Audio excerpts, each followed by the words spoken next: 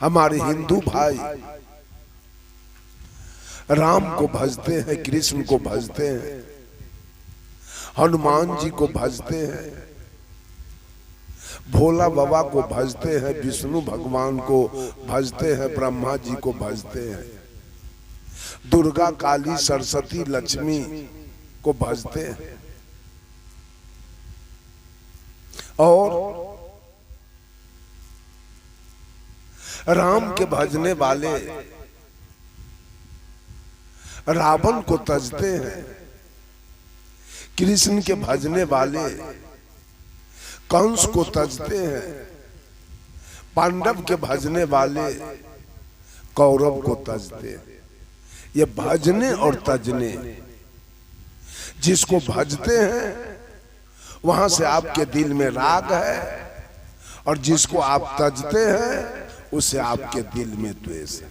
और यही राग और द्वेष सबसे बड़ा बार बार जन्मने और मरने का कारण जीव के अंदर यही राग और द्वेष बैठा हुआ।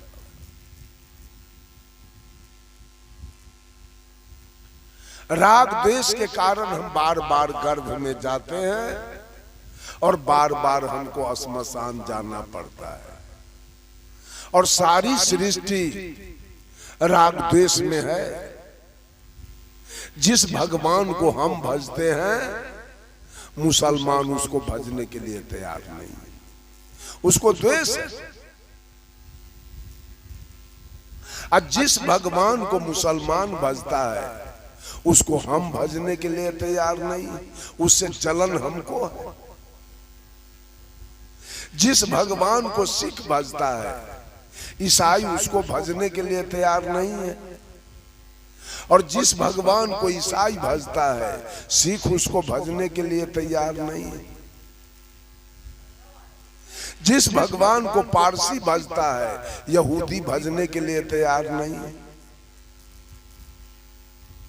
मंदिर वाले को मस्जिद पसंद नहीं है, मस्जिद वाले को मंदिर पसंद नहीं है, गिरजा वाले को गुरुद्वारा पसंद नहीं है, गुरुद्वारा वाले को गिरजा पसंद नहीं है।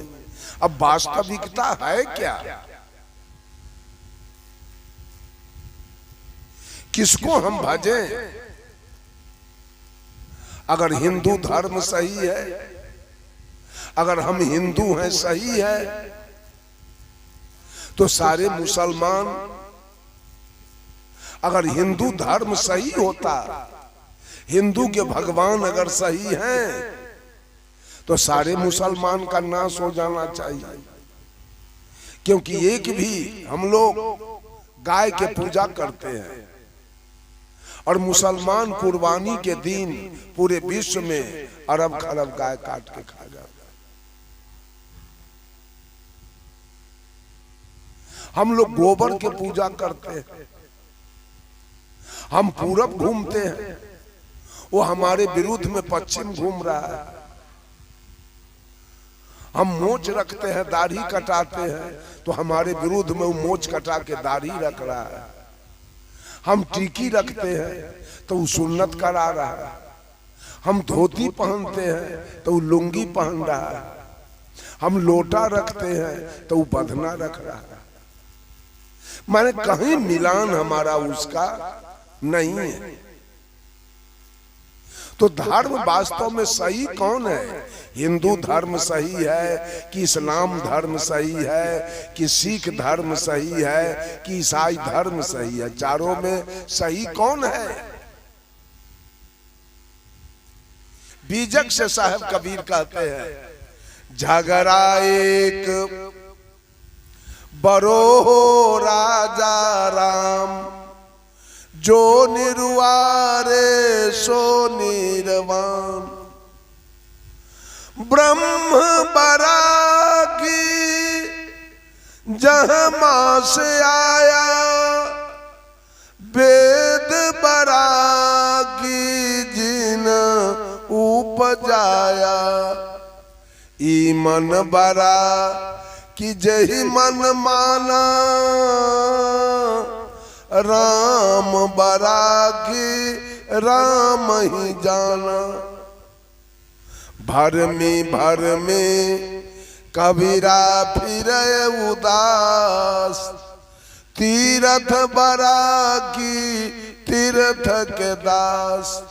साहब कबीर कहते हैं वो राजा इस धरती तल पर 4 प्रकार के प्राणी निवास करते हैं, अंडज, पिंडज, उष्मज और मानव। ये चारों में श्रेष्ठ कौन है? ये चारों प्राणी में श्रेष्ठ प्राणी कौन है? मानव। आप मानव को सदगुरु कबीर ने राजा कह के पुकारा कि तू ही धरती का राजा हो, सारा अधिकार तुम्हारे हाथ में।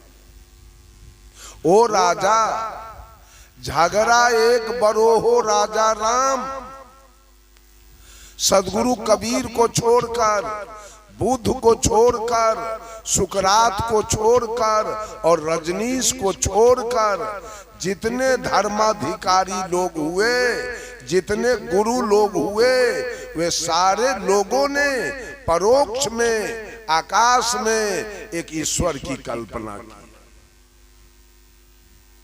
कि मानव से अलग एक ईश्वर की सत्ता है।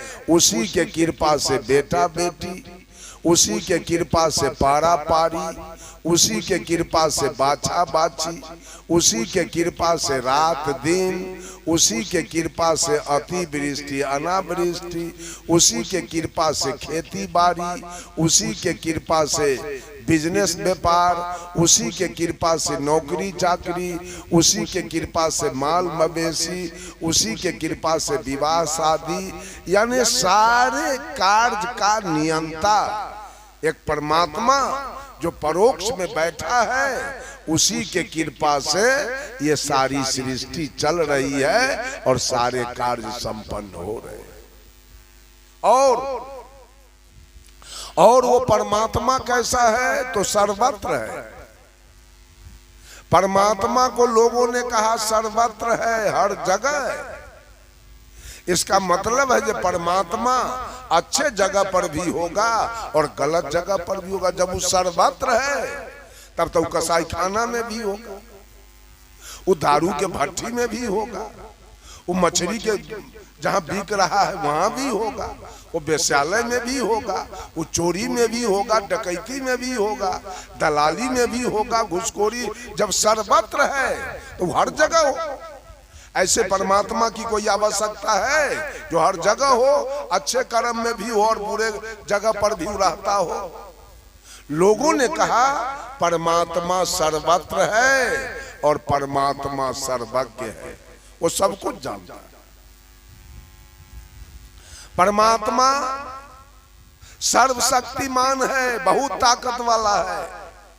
परमात्मा सर्वगुण संपन्न है, उसमें बहुत गुण है। परमात्मा सर्वव्यापक है, परमात्मा सर्वेश्वर है, परमात्मा सर्वांतर्यामी है, परमात्मा सार्वभौम सत्ता संपन्न है। ऐसे मानव से अलग, ये जीव से अलग एक परमात्मा की सत्ता है जो बहुत ताकत वाला है, जो हर जगह है, बहुत शक्ति है उसके पास, बहुत गुण है उसके पास। वो परमात्मा है और उसी के कृपा से ये सारी सृष्टि चल रही है।